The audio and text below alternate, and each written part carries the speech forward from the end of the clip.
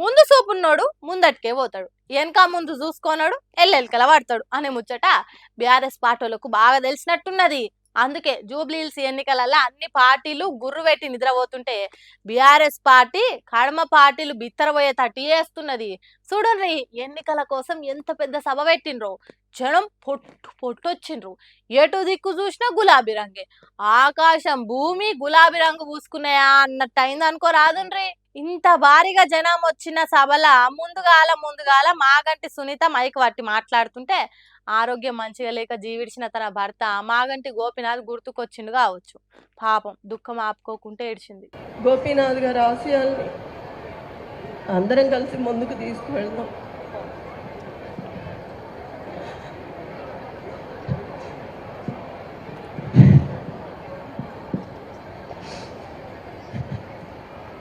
ఎంతమంది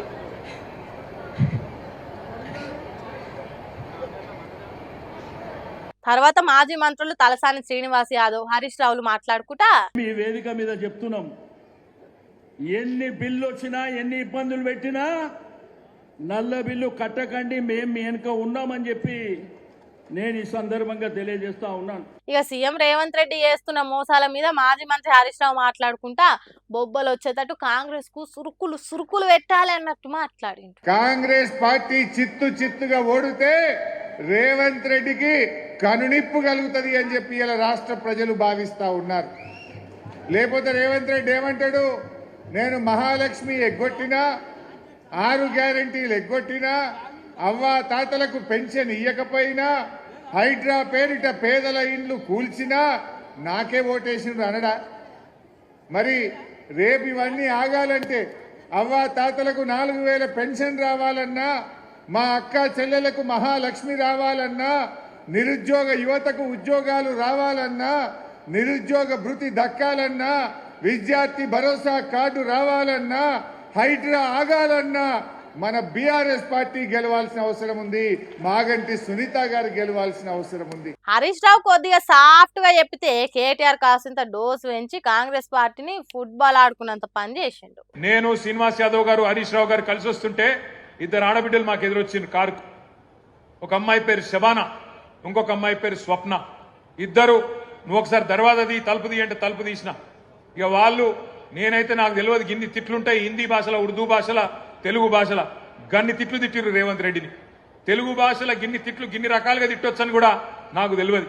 గన్ని తిట్లు తిట్టి వాళ్ళు ఒకటే మాట చెప్పారు, అన్నా మీరు వచ్చే అవసరం లేదు, చెప్పే అవసరం లేదు, మా ఆడబిడ్డలు మేమే చూపెడతాం, ఒక దుర్గాదేవి లెక్క, ఒక కాళికాదేవి లెక్క భరతం భరతం కాంగ్రెస్ పార్టీది, మోసం చేసినందుకు మేం చూసుకుంటాం వాళ్ళ సంగతి అని చెప్పి దోకాబడ్డ ఆడబిడ్డ శబానా చెప్పింది, దోకా తిన్న ఆడబిడ్డ, మోసపోయిన ఆడబిడ్డ స్వప్న చెప్పింది, మేం చూసుకుంటామన్నా మీరు భయపడకుర్రి అని చెప్పి మాకు ధైర్యం చెప్పిండ్రు. ఇట్లా ప్రతి ఒక్క ముచ్చట మీద కాంగ్రెస్ అలా పరువు తీసిండ్రు బీఆర్ఎస్ పార్టీలు.